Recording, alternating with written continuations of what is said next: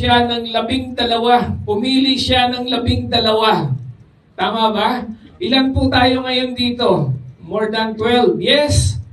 Yes? Pero sa bawat 12 may isang Judas. Tingnan po ang katabi.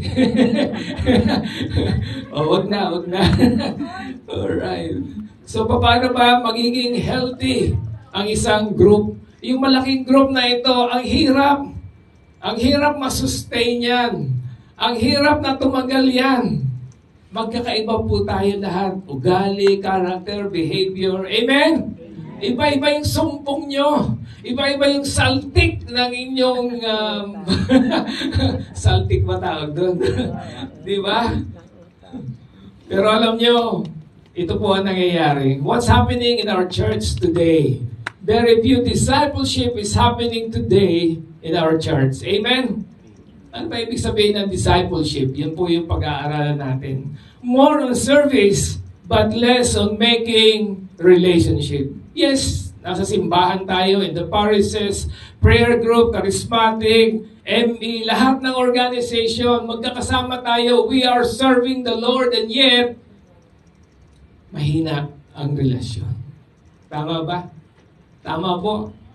More on activities but less on making discipleship. Yan ang katotohanan. Anong nangyayari pag walang relasyon? No relationship, more problems will come out. Kaya nga po ang daming problema. Nag-aaway-away. Nagdududa. No? Ang daming magiging problema kung walang relasyon sa isa't isa. And we should be a disciple more than a servant. Yes, it's good to serve the Lord. Okay yan, walang problema. But be a disciple more than a servant because you can serve but maybe not really following Jesus. Right? Pwede kang magaling kang mag-serve, pwede kang magaling kang mag-preach, magaling ka sa music, magaling kang mag-dance. Pero kung may kaaway ka, pero meron kung hindi mo kabati, di ba? Pero kung may mga tao na ayaw sa'yo, iniiwasan ka.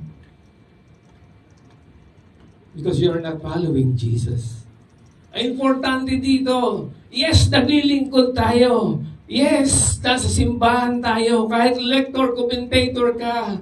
Kung meron kang small group, doon ka lumalago. And that is discipleship. Amen po ba?